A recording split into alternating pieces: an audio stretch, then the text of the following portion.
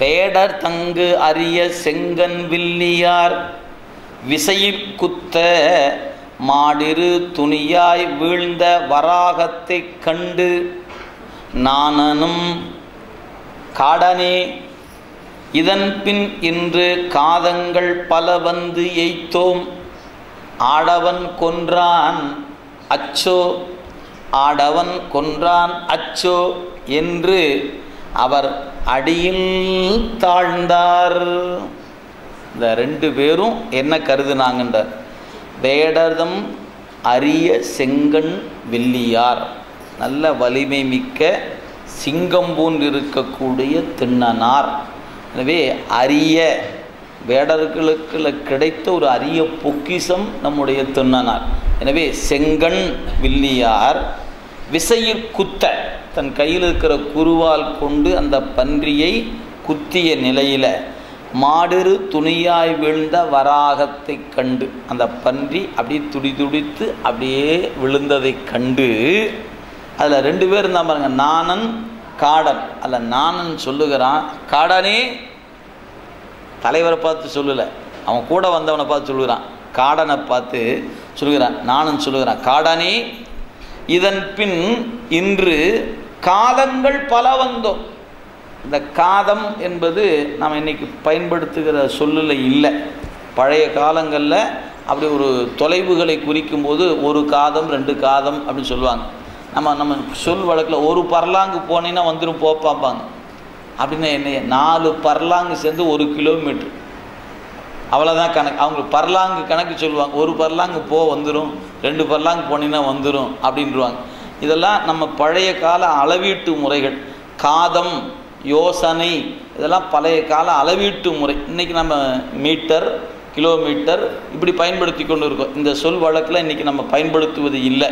இன்றைக்கி நம்ம பயன்படுத்துவது மில்லி மீட்டர், சென்டிமீட்டர், அதுக்கப்புறம் கிலோமீட்டர், இப்படி தான் பயன்படுத்தி கொண்டு இருக்கோம். எனவே காதம் அப்படிங்கிறது தொலைவுன்னு அர்த்தம். அப்போ பல காதம், நம்ம அது எவ்வளோ தொலைவு அப்படின்னு தெரியல. ஏன், ரொம்ப தூரம் வேட்டை தொழில் செய்கிற கூட்டத்தை விட்டுட்டு இந்த பன்றியை கொல்வதற்காக நீண்ட தூரம் வந்துட்டோம் நாம். எனவே காதங்கள் பல வந்து நாமளும் என்ன ஆகி போயிட்டோம், களைச்சி போயிட்டோம், எய்த்தோம்.